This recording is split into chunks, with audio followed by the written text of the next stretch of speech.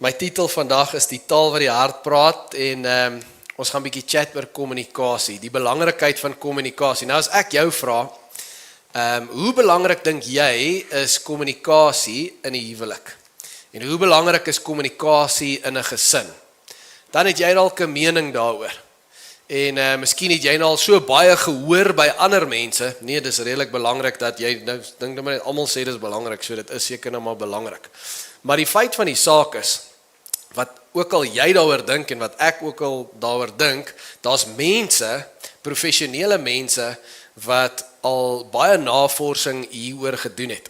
En ek wil jou vertel van een so man, daar's 'n man met die naam Dr. John Gottman wat saam met sy vrou Dr. Julie Gottman hulle lewens toegewy het om presies hierdie vraag te beantwoord. Dus hoe belangrik is kommunikasie en wat is dit wat lei tot 'n goeie huwelik en 'n sterk gesin?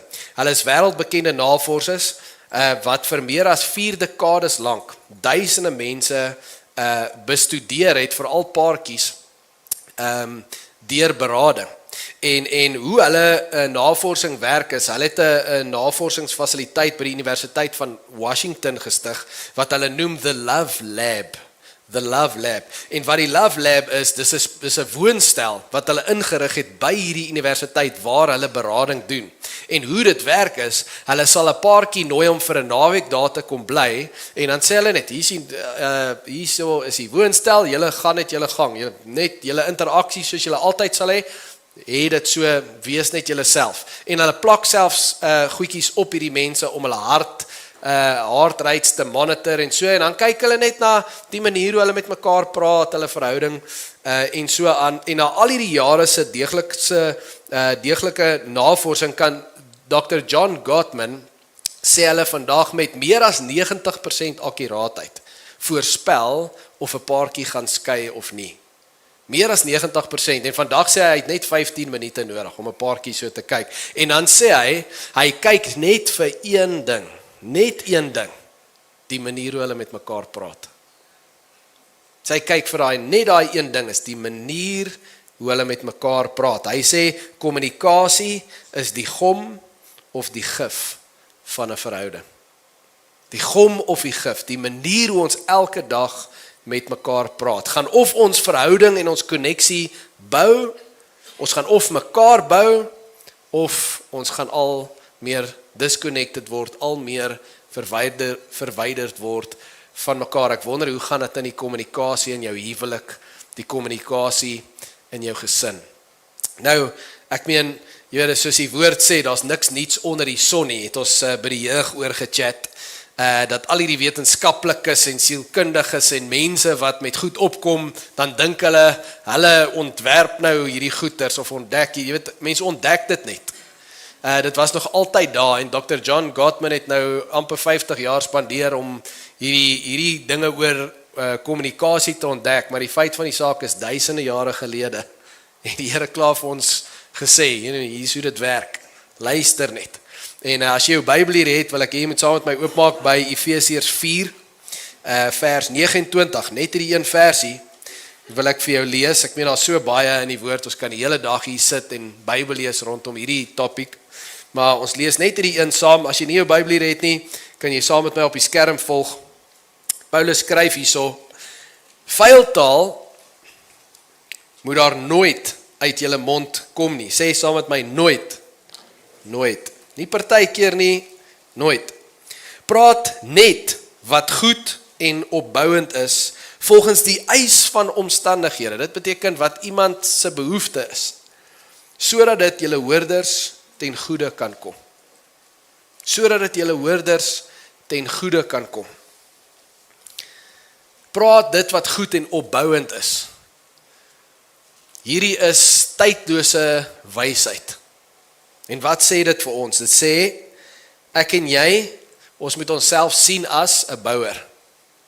En my woorde, my manier van praat, met my huweliksmaat, met my kinders, moet wees, die doel moet wees, om te bou. En elke woord wat ek spreek, elke ding wat ek sê, gaan of soos 'n baksteen wees, wat ek bou, op hulle, in hulle, of ek gaan soos 'n wrecking ball wees wat afbreek. Een van daai twee dinge. En as iemand van jou af wegstap, jou huweliksmaat, jou kind, nadat jy met hulle in gesprek was, hoe dink jy voel hulle? Is hulle opgebou? Is hulle aangemoedig? Of voel hulle so 'n bietjie gedreineerd? Voel hulle dalk afgebreek? Hierdie is nie 'n voorstel nie, hierdie is 'n opdrag om mekaar op te bou. En wat die woord ons hier leer, is hoe om mekaar goed lief te hê. Né? Ons almal dink ons het ons mense lief, maar het jy goed lief? En 'n groot deel van dit kom op hoe jy praat. Hoe praat jy met jou mense? Nou, as die doel is om mekaar op te bou, hoe lyk dit prakties? Hoe klink dit prakties? Veral in die middel van 'n besige, stresvolle, deurmekaar lewe en gesinslewe veral vandag, hoe lyk gesonde kommunikasie? Nou, ek stel aan jou voor, my ongelooflike kuns, ek moet eerlik wees, is eintlik Gail se kuns, maar ek het vir haar gesê wat sy moet doen hierso. Die gesonde kommunikasiekaart. Nou, hier's niks rocket science hier aan nie. Maar laat ek vir jou sê, laat ek so vir julle maak. Oh. Kan julle sien? OK. As jy hierdie ding oor jou gesprekke hou, en jy maak seker dat jou kommunikasie in lyn is hiermee en gesond is, dan gaan dit goed gaan met jou verhoudings. So baie eenvoudig, die eerste 2 kwadrante hierso is wie. Wie is besig om te praat? So in die eerste plek is dit ek. Byvoorbeeld my verhouding met Gail, moet ek het 'n stem. En my stem is 'n geskenk vir my huwelik. Ek moet vir Gail sê hoe ek dink en wat ek voel oor goed in die lewe. As ek nie vir haar sê nie en ek praat nie, en vrouens kan ek dit sê vir julle, van julle het stilstype, van julle mans het stilstype, van julle sal sê, maar ek is nie 'n prater nie. Kan ek vir jou sê, in 'n huwelik of in 'n gesin, kan jy nie sê, jy's nie 'n prater nie. Jy kan sê, jy wil nie hier kom praat nie, dis fyn. Maar nie daar nie. Daar is jou stage, dis jou kansel, daar moet jy praat. Want as jy nie sê hoe jy dink of voel nie, hoe moet iemand weet? Verstaan julle dit? En as iemand nie weet hoe jy dink of hoe jy voel of wat vir jou belangrik is of wat jou behoeftes is nie, dan kan hulle jou nie dien nie. Hulle kan jou nie ten volle lief hê nie. So as jy stil bly, jy's te bang om te praat of te sê, dan gaan jy na ruk bitter word, want jou behoeftes gaan nie aan vervul word nie. Dit moet nie gebeur nie, nee, ons moet praat. In die tweede plek is daar dan, in my verhouding, Gail. So daar's ek en ons sy. En ek moet ook vir haar luister, nou, ek kan nie die hele tyd praat nie. Ek kan nie net wil praat oor wat vir my belangrik is en hoe ek dink en hoe ek voel en wat my behoeftes is nie. Ek moet ook iewers stil bly en ek moet laat jy praat. En ek moet vir jou luister. Want as ek dit nie doen nie en ek praat net die hele tyd en alles gaan vir my oor my, dan gaan jy of kwaad word en jy gaan inbly en iewers gaan dit uit ontplof in baie lelike kritiek. Of jy gaan net nie meer praat nie. En dis wat hulle noem stilstype. Dr. John Gottman het eintlik so, hy noem dit 'n 4 horsemen. En een van die 4 horsemen wat hy kan identifiseer as hierdie huwelik is op 'n baie slegte plek, hierdie gesin is op 'n ongesonde plek, is stilstype, stonewalling noem hy dit. As jy net op plek gekom is, jy bly net doodstil. Jy gaan nie meer praat nie, jy gaan nie meer engage nie, jy gaan nie meer kommunikeer wat hier binne aangaan nie. Jy voel nie die ander luister in elk geval nie.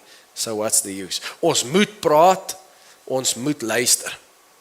So dis wie en dis wat, praat, luister, ek en jy. Nou is ons by die 2 kwadrante, wat ons kan sê die waaroor kwadrante. Waaroor moet ons praat, waarvoor moet ons luister? En dit kom neer eenvoudig op goed en sleg. En kom ons begin by sleg, laat ek dit kan verduidelik. In elke huwelik. En in elke gesin, kom ons wees gou eerlik, niemand sin is perfek nie. Daar is sleg in almal sin. En wat ek bedoel by sleg is, almal het werk nodig.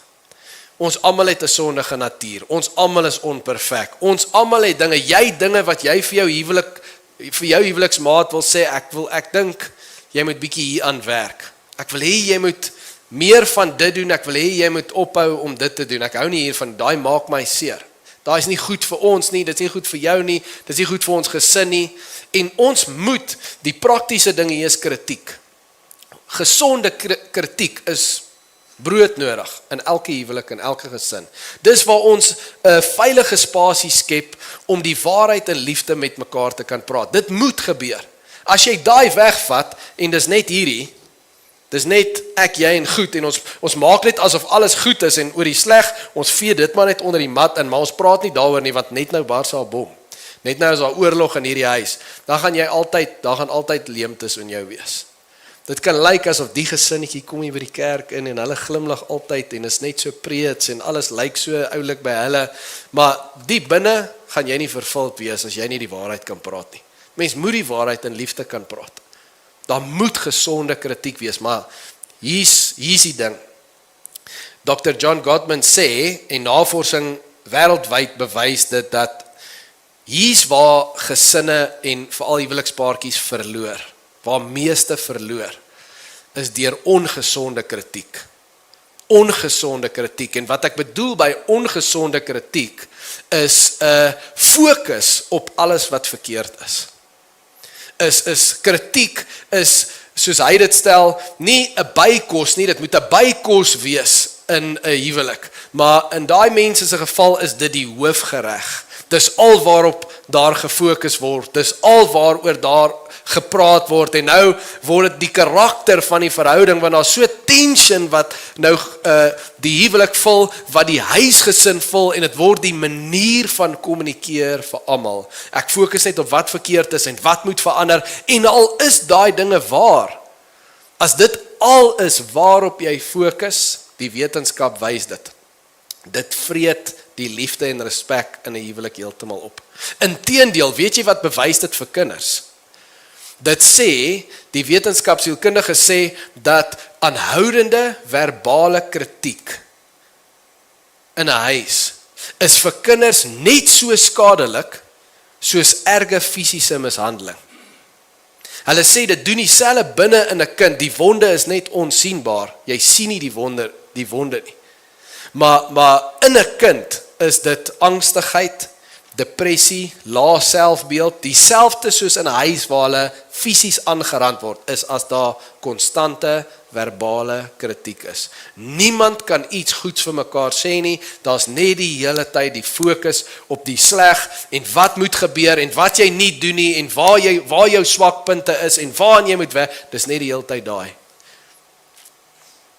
En hy sê dis so ongesond, en ek wil nie vanoggend hier staan en vir jou sê, hoorie, ons moet kritiek uitkat uit ons verhoudings uit nie, want dit sal baie sleg wees. Gesonde kritiek is nodig. Maak jy daai Bybel oop, die Here gee vir ons 'n bietjie kritiek daaroor. Hy praat hard met ons, maar in liefde. Daar's waarheid in liefde. Maar voor dit alles, weet ons waarvan af dit kom, en dis waaroor ek vanoggend gou vir die volgende paar minute met jou oor wil praat is, die Bybel sê mos, oorwin die slegte met die goeie. Dat ons fokus reg moet wees. Nou voor ek aangaan, wil ek hê jy moet net vir 'n oomblik gou pause en kyk na die skerm na 'n video. How do I know? A lot of people, when they think of the phrase, how do I know, they always want to put the what behind it. How do I know what I'm supposed to do? The question that you really should ask is, how do I know why I'm here? Because when you know your why, your what becomes more clear and more impactful. If you know, like for instance, people know that I do comedy, but that's what I do. My why is to inspire people to walk in purpose. So I can do comedy, I can write books, I can be in a movie, because all of it is motivated by my why. In fact, I have a new web series out called Michael Jr. Break Time. We probably just did the 6th episode. It's on YouTube. So every single Wednesday at 3 o'clock, we drop a new episode on YouTube of Michael Jr. Break Time. What it is it's me. I travel around the country and I do stand-up comedy, in case you didn't know. And in the middle of my comedy set sometime, I'll stop and just talk to my audience. And we've been filming this, and it's pretty cool. So we're in Winston-Salem. I'm going to show you a clip from Winston-Salem. And I'm just talking to this guy in the audience, and he tells me that he's a musical instructor at a school. So I was like, all right, you're a musical instructor. Can you sing? Let me hear you sing a song. So this is what happened at the last episode of Michael Jr.'s Break Time. Check it. So you're a musical director? Yes, sir. All right, so let me get a couple bars of like Amazing Grace. Can you do the first part of that? Go ahead. Amazing grace, how sweet the sound that saved a wretch like me. Wow. That bro could sing. You know what I'm saying? All right. Now, what you give me the version is if your uncle just got out of jail, you got shot in the back when you was a kid. I'm just saying, let me see the hood version real quick, if you know which version I'm talking about. Just see if that exists. Let me see what you got. Amazing grace, how sweet the sound that saved a wretch like me. I once was lost, but now, right now I'm found. Was blind, but now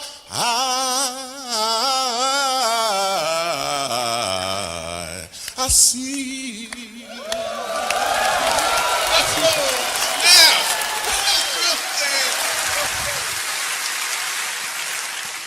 Dis 'n baie powerful beginsel. Is die beginsel van hoekom? Wat is jou why? Hoekom doen jy seker goed? Wat is die hoekom agter die dryfveer agter hoekom jy sekere goed doen? En as dit kom by ons monde, by ons tonge, by die taal wat ons praat, moet ons besef, hoekom het die Here vir ons woorde gegee? Hoekom het die Here vir ons monde gegee? Op die einde van die dag kom dit neer op verhoudings. Hy het vir jou mond gegee vir verhoudings en die hoekom agter die mond, dit wat hy wil hê jy moet doen met jou mond. Die grootste hoekom kom neer op fokus op wat goed is en spreek woorde van waardering. Waardering is die hoekom agter die gawe van praat. En as ons prakties raak, hier is 'n fokus op dit wat verkeerd is die praktiese kritiek. Hier is die praktiese komplimente. Kritiek, komplimente. En die hoekom, as jy jou mond oopmaak om met jou huweliksmaat, om met jou kinders te praat, jou groot hoekom dryfveer moet wees komplimente. Soek wat goed is, soek wat reg is, soek wat mooi is en moet dit nie net dink nie, sê dit. Sê dit. Ek en jy, elkeen van ons moet meesters van waardering word. Ons moet aktief jag vir dit wat goed en mooi en kosbaar is in ons geliefdes. En soos ons dit sien, moet ons ekspressief wees. Ons moet dit noem, ons moet dit sê, hulle moet dit weet, hulle moet weet ons dink dit en ons waardeer hulle daarvoor. Dr. John Gottman het hierdie ding, hy noem dit die 5-to-1 ratio. Hoor nou hierso, die 5-to-1 ratio. Jy kan maar daai volgende een opsit. En wat die 5-to-1 ratio is, hy sê in sy studies, na 40 jaar sê hy, in gesonde paartjies en gesinne is dit wat hy opgetel het. Vir elke een woord van kritiek, een gesprek, een area wat hulle probeer regmaak in hulle verhouding, vir elke een stukkie kritiek, gee hulle 5 komplimente. 5 komplimente, is al 5 positiewe interaksies.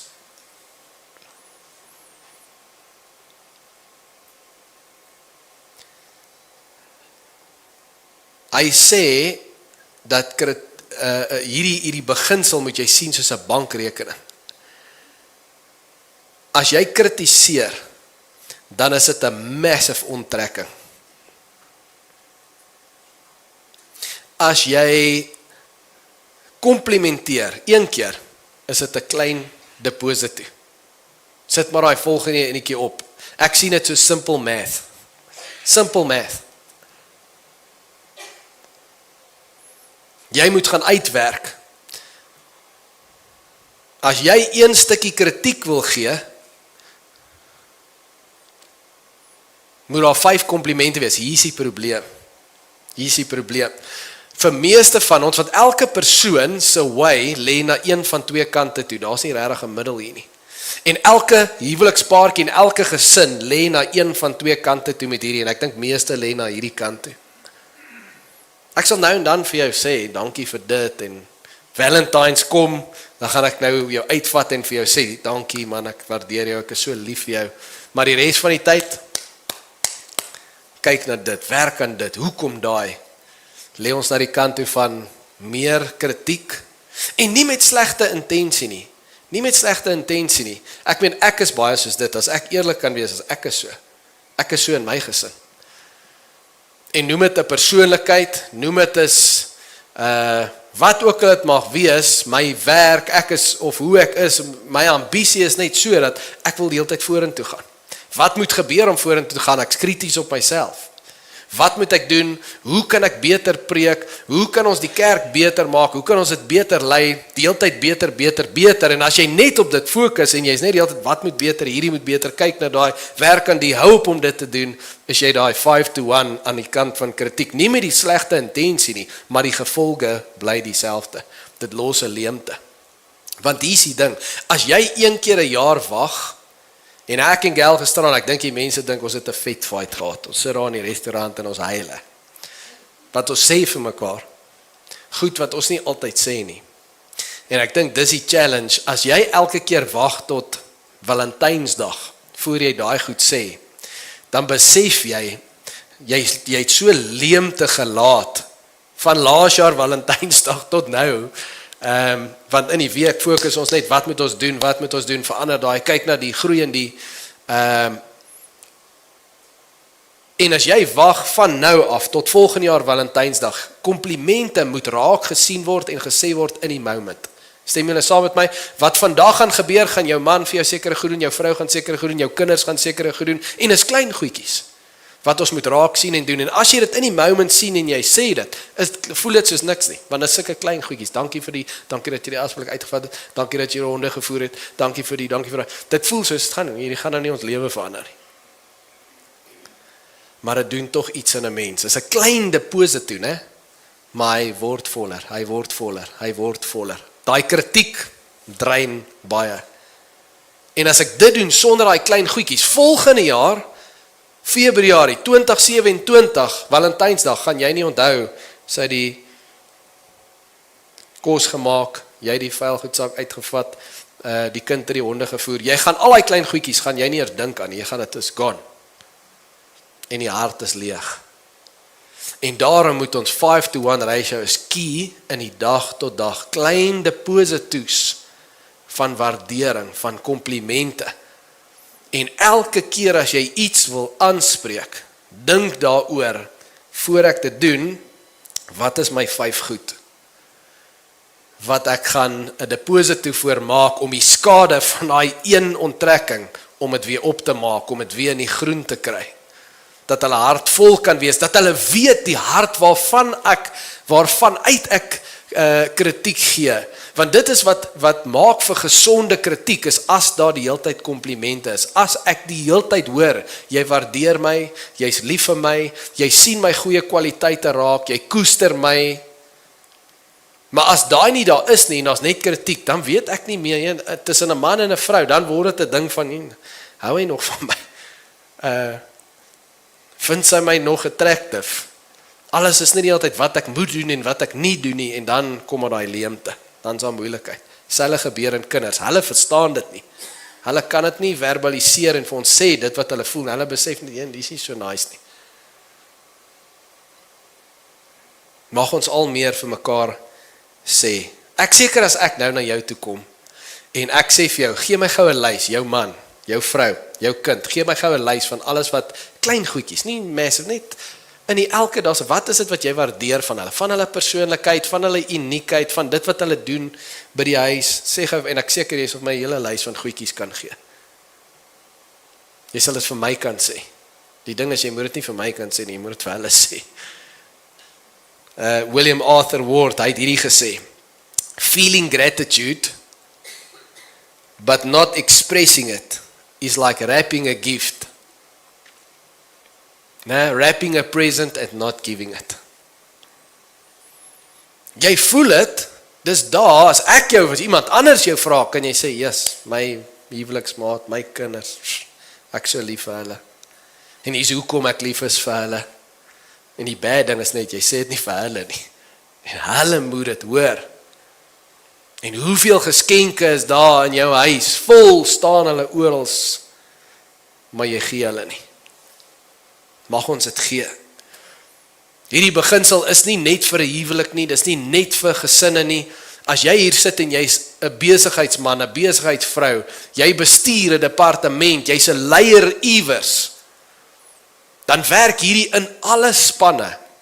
En ek wil vir jou een getuienis gee, daar's 'n man met die naam Charles Schwab, hy het gelewe hier in die vroeë 1900s, en in 1921 was hy aangestel as United States Steel Company se president. Op die ouderdom van 38 was hy een van die eerste mense in Amerika wat $1 miljoen salaris verdien het. My ouderdom.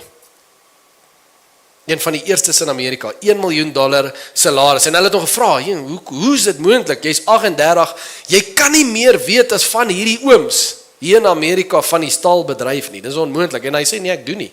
Daai ooms weet baie meer as ek. Sê nou, hoekom stel hulle jou aan? En hy sê, al wat ek aan kan dink is my vermoë om met mense te werk.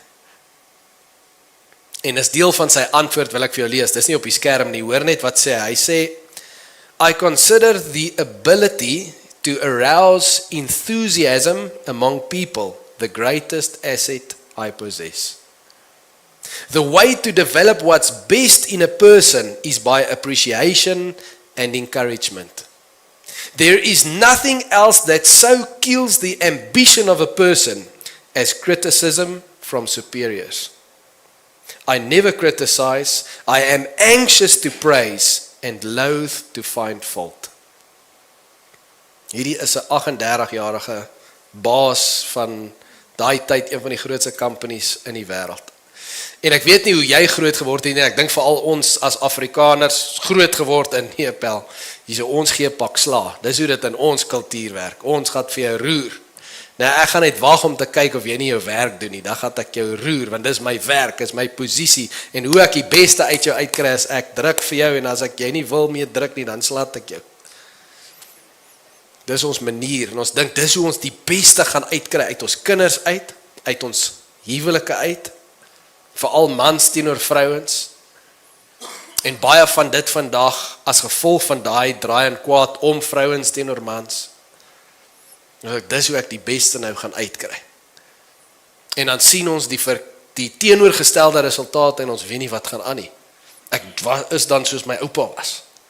Is dan soos my pa was. Hoekom kry ek nie dieselfde resultate uit nie? En dan moet ons net teruggaan na die skrif toe, wat vir ons oor en oor sê, wil jy wen in verhoudings, hier's wat jou hoekom moet wees, om op te bou, nie om af te breek nie. Om te waardeer, Nie om heeltyd te kritiseer nie. Dit moet jou hoekom wees, en as jy dit deur komplimente doen, en dis jou fokus, dan gaan jy die vrug kry van daai hoekom. Reg deur die Bybel kan ons die hele dag hier sit en skrifte bespreek. Maar ek het net 'n paar voor ek afsluit, wat ek net in jou hart wil drop, vir verskillende verhoudings. Eerstens vir paartjies, gaan ek nou Hooglied 4 toe, en vrouens, kan ek vir jou sê, as jy jou man wil kry om Bybel te lees, begin 'n challenge saam met hom, 'n stilte tyd challenge, lees Hooglied saam. Dan gaan jy sien hoe like hy die Bybel, ewe skielik, baie meer. Hy sê, alles aan jou is mooi. Nou hierdie is eintlik klassiek. Hulle is seker jong getroud, is hulle honeymoon daar. Alles aan jou is mooi, my liefling, aan jou is niks verkeerd nie. Dit was seker die honeymoon aand, en sy lê daar, en hy praat hy reg. Wat ons moet leer hier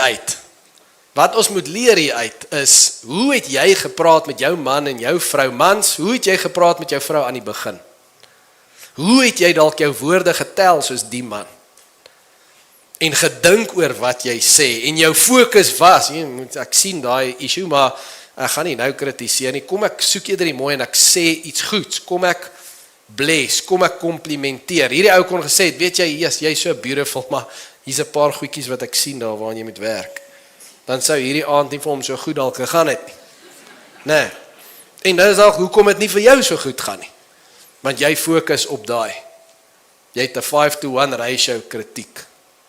As ons wil hê ons huwelike moet sterk wees, fokus op 'n 5-to-1 ratio. Soek die goeie, en as mens daai een gesprek moet hê oor iets wat jy wil kritiseer, oor iets wat jy wil hê moet verander, as jy die waarheid wil praat oor 'n groeipunt, dat dit absoluut omhels is met 'n atmosfeer, 'n veilige gevoel van, ek weet jy is lief vir my. Elke dag bless jy my, ek twyfel niks nie, jy sê my en bless my met komplimente die hele tyd, doen dit vanuit dit. Maar ons verleer dit, dis hoekom haar liedjies is, soos, have I told you lately? So eenvoudig is, hoe verleer ons om vir mekaar te sê, ons is lief vir mekaar?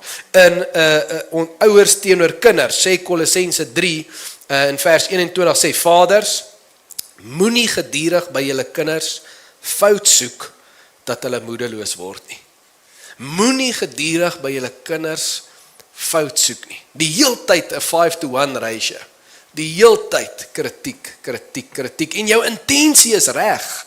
Jou intensie is goed. Jy wil net die potensiaal uit jou kind uitkry. En as hulle net vir jou sal luister, en as hulle net meer, en dit en dat. Maar ons druk hulle tot op breekpunt, want hulle weet nie, ons dink hulle weet, maar hulle weet mos ek's lief vir hulle. Hulle weet mos ek's lief vir hulle. Hulle gaan nie weet as jy nie vir hulle sê nie. Vir kinders teenoor hulle ouers. Efesiërs 6 vers 2-3 sê, eer jou vader en jou moeder, is 'n baie belangrike gebod, en daar is nog 'n belofte by, sodat dit met jou mag goed gaan, en jy lank mag lewe op hierdie aarde. Ek dink in hierdie konteks is dit 'n ding van, dit gaan nie net oor gehoorsaamheid nie. Doen net wat hulle sê nie. Ek dink dit gaan oor as kinders, om ook raak te sien, wat ouers doen. En om dit dan te verbaliseer, om dankie te sê. Om waardering te bewys teenoor jou ouers. Glo my, ons wil dit hê. Dit doen iets in ons.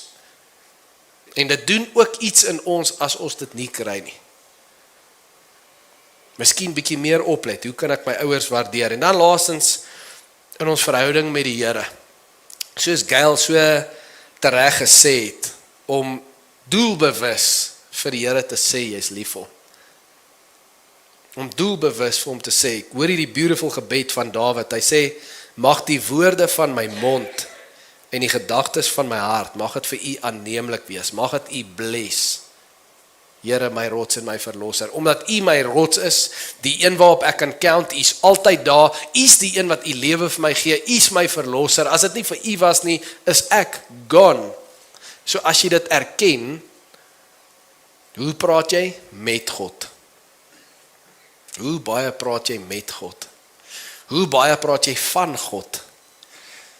Vir 'n man en 'n vrou is dit lekker as jou huweliksmaat jou in die publiek prys, né? Dis lekker. Die Here voel presies dieselfde.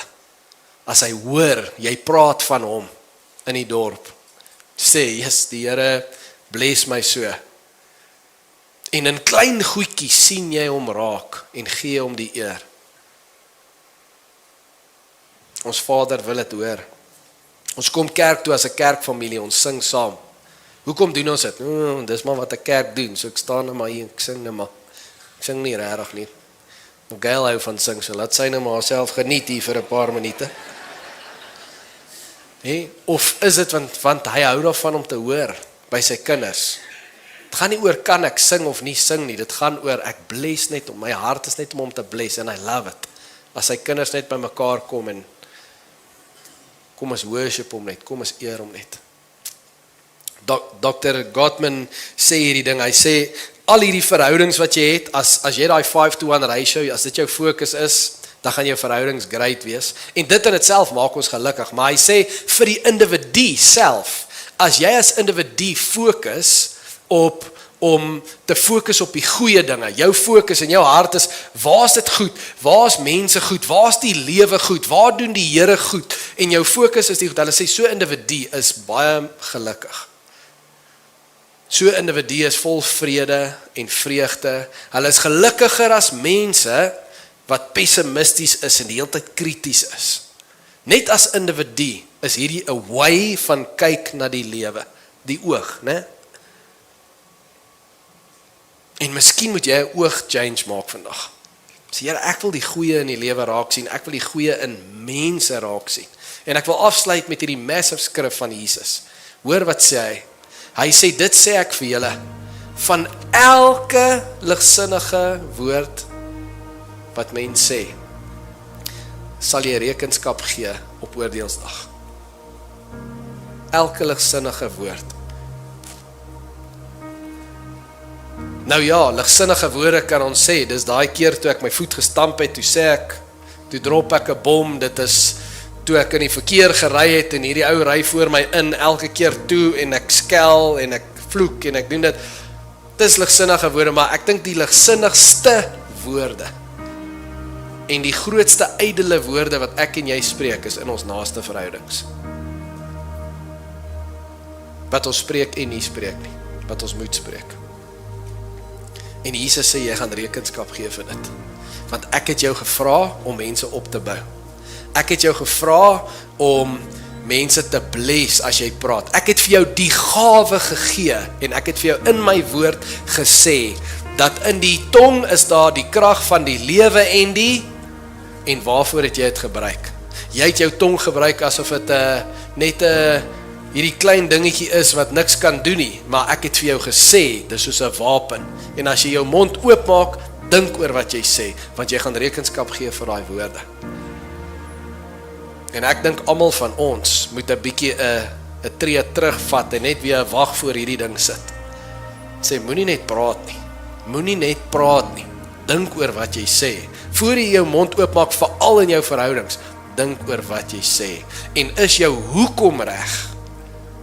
Is jou hart om op te bou, om te komplimenteer? Is jou reis jou reg? Want as jy sien, nie, hy is glad nie reg nie, bly dan eerder stil.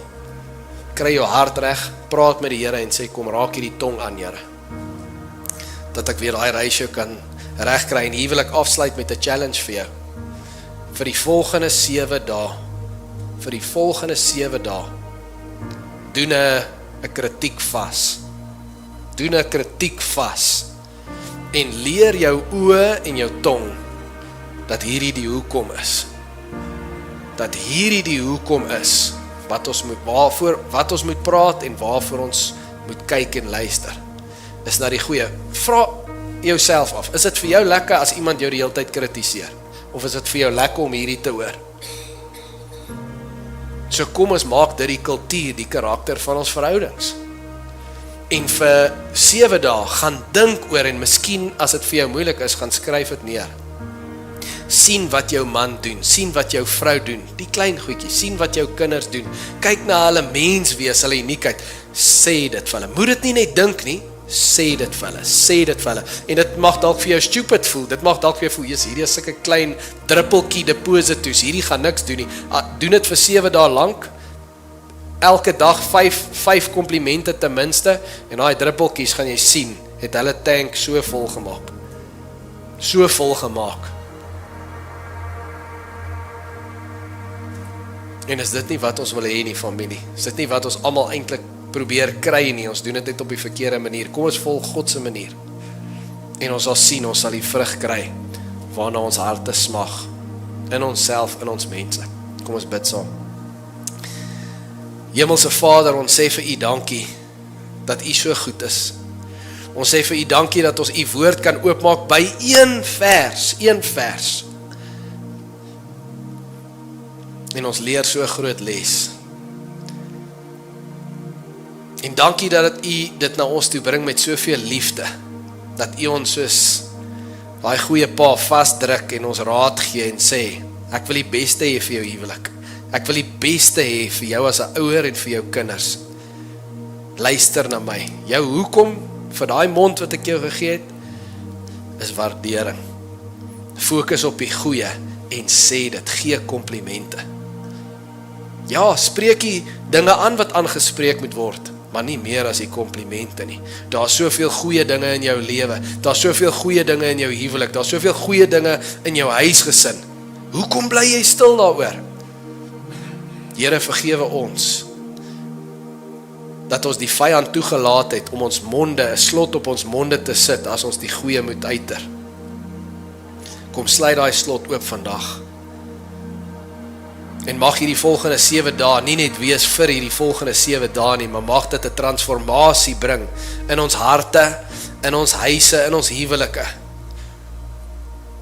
Wat ons manier van dink oor hoe ons praat heeltemal verander. Mag ons altyd onthou, dit wat U sê, ons gaan eendag rekenskap gee vir elke ligsinnige woord. Elke woord wat ek te ligtelik opgevat het en net gesê het, sonder om te dink. Hoekom moet ek nou weer? Hoekom het ek 'n mond? Hoekom praat ek? Wat wil die Here deur my mond doen? Mag ek U eer, soos Dawid sê, mag die woorde van my mond en die gedagtes van my hart, mag dit vir U aanneemlik wees. Dis ons gebed vandag, Here. En ons bid dit in die wonderlike naam van Jesus en ons sê saam. Amen.